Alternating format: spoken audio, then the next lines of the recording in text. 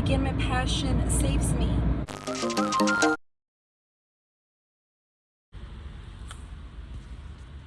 Today was my first day working with no mask, and I feel so weird. I only worked for 6 hours straight, no lunch, and I do feel weird. Just wow. But I did put a little bit of lipstick. It's already ruined, but I do have, of course, a blazer today. I'm wearing a blazer, and I'm off.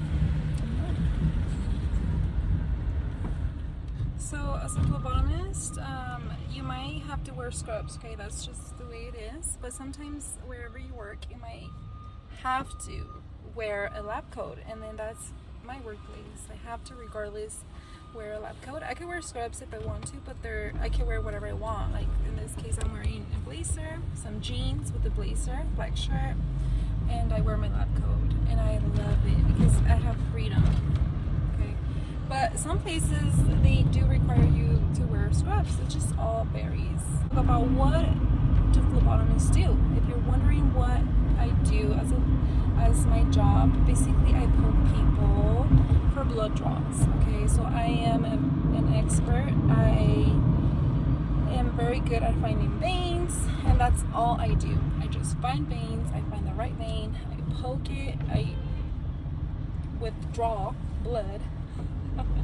I basically draw the blood, and then we're good, and I move on to the next patient. We also work a lot with mental health patients, but also I work a lot as an outpatient lab, meaning that I have to do a lot of ordering. So as a phlebotomist, you are the one who puts the order in. That's when the patient can come in with the physical blood draw order. If it's not on the computer, then you have to enter it into the computer. That way the scientist could finalize it. So you have to order it. And let me tell you something that you must need. I'm gonna just say two things that you, actually let's say three things that you must need in order to order those tests. Number one, well, of course, the name, the date of birth. Okay, sometimes something's missing like that, but you could just ask the patient and you're all good. But without your diagnosis code, you cannot order any tests. And of course, you need the doctor's name. So if the doctor's name is missing, the diagnosis code, which is called the ICD-10 codes, those are the codes that you need as a requirement in order to process and enter the labs. That's why it could be very confusing sometimes, because patients do come to us to get a blood draw, but they don't realize there's some information missing. So all I have to do is call the doctor office wherever they're coming from, and I need to ask them for the diagnosis codes. And as soon as I have them, I write them down and then move on. Because if any of those three things are missing, the system I worked at, I want to say maybe around 5 places, and all places that I worked at, you have to enter the doctor, diagnosis code, of course the name, because without that, and the test, of course. But it's very interesting. It could be very fun. Something that a lot of people do not know is that once you enter the order, let's say I am a phlebotomist, right? Of course I am. But let's say I order it and then I draw. So then there's a follow-up system. So then another day, another person, that could be someone assigned to do this, or it could be someone who is a phlebotomist. So me as a phlebotomist, we have a file where we double check our work. So we go back and check that the person who ordered, whoever it is, we make sure that they order the right test, the right diagnosis, the right doctor, because you don't want to send results to the wrong doctor. So all of that, it's very critical, but overall very fun. Okay, that's just outpatient. I did work at hospitals too. So as a phlebotomist at the hospitals, it's more responsibilities. But over time, it's very fun, in my opinion, because it is scary at the beginning. It's all normal. It's all normal.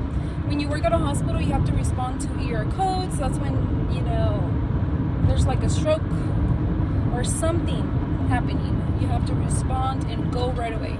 You pretty much stop what you're doing and you go to the code to respond. And all you have to do is prepare to draw. If the nurse happens to start an IV right there in front of you, they might give you the blood for you before they put the saline. But if they already put the saline and they already have the IV on and everything, then that means that you have to draw. And it is a little bit scary because you have to get used to people watching you. So now I don't care if who's watching, I just draw. I do sometimes get nervous. I've been a phlebotomist for 6 years and I still sometimes get nervous, but I know it's a mental thing. So once I start feeling a little bit like nervous, what I like to do is just take a deep breath and I try to make it not too obvious. Like actually today, I don't know why I was feeling nervous. Like I got to work and I was just feeling nervous. It's normal if you feel nervous. Overall, do I like to be a phlebotomist? I do. I absolutely love it. And let me tell you something. You need passion and patience. A lot of patience. Because I love phlebotomy, but I did let some people get to me. Like, sometimes patience in the past. But I did definitely learn from it. To not let it get to me. Like, just don't take anything personally. It is very hard, but it's part of the package. Okay, it's part of the phlebotomy package. You need a lot of patience and patience at the same time. Because if you don't have passion, you might give up, and you might say the F word. Like F this, because you might think it might not be worth it if you have no passion. So that's why I feel like you need both. You need passion and you need patience. From day one, when you become a student, you have to be very patient because you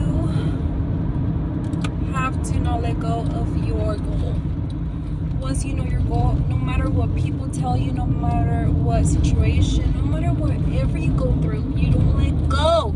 You don't let go of your goal. And that's exactly how I did it and why I'm a phlebotomist, because I didn't let go of my goal. And I would just envision myself being a phlebotomist. And I didn't allow anybody to tell me otherwise. Many people told me that it was very hard to find a job. Again, I'm telling you, all you need is patience and passion. Sometimes when I have a hard day with a coworker, because not everything is rainbows and flowers, again, my passion saves me. My passion saves me. Like today, I'm gonna be very honest and true to you. Today I had a little bit of a tough day, but I always see everything from the bright side, and I know everything happens for a reason. So I just came to realize that if I continue with my passion and I continue with my patience, I will be good. So that's why I love phlebotomy, actually, because even if I'm having a bad day with a coworker, meaning something went off bad or whatever, regardless, I love escaping. And I feel like I'm escaping when I'm with my patient, because as a phlebotomist, it's just you and him and her or whoever it is. It's just you and the patient, okay? And that's wonderful. And that's when my passion lights up all over again. Because if my coworker doesn't like me, well, guess what? My patient likes me and loves me because I treat them with respect, and I treat them like if I want them to remember me. That's why I'm super nice, and I don't care what people tell me. Oh, you're too friendly. I'm gonna continue to be friendly because I am a phlebotomist, but I want to stand out, and I want everyone, hopefully, to remember me. And to remember that phlebotomy can be wonderful, and it doesn't have to be scary, and it doesn't have to be painful, and it doesn't have to be scary. I already said that.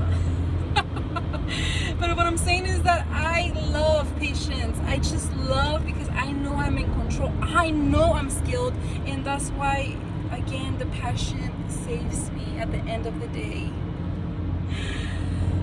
Because no matter what, if I'm going through a bad day, whatever I'm going through, once I am locked in with that patient and I have a great conversation with them while doing my job. And let me tell you, I'm not just very talkative, I'm very fast phlebotomist. And I, without even trying, this is not to show off, okay? I draw a patient every 3 to 5 minutes and not even trying to do it fast, okay?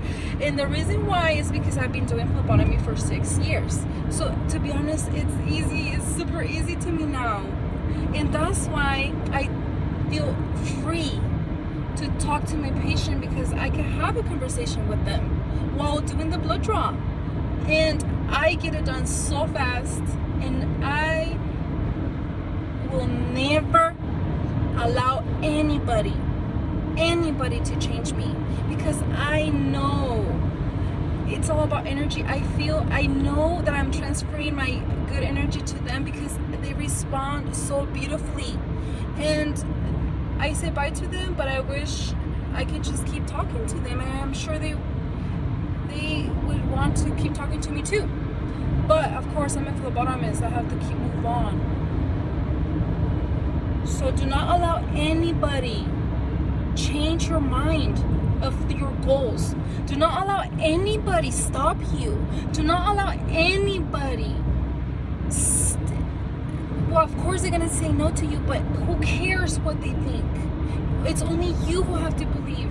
It's only you who has to envision it. And as long as you have that passion, and that, as long as you know that you're gonna get there, the rest, my friend, does not matter. Don't let anybody tell you that it was not meant to be. For example, today, it wasn't a super bad day, by the way. I'm just using this as an example because this person could have literally ruined my whole day, but no, because I know I'm worthy, and I'm gonna focus on what makes me happy, okay?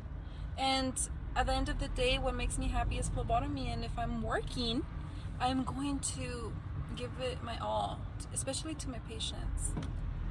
But if you happen to give up, it's maybe because you didn't want it bad enough.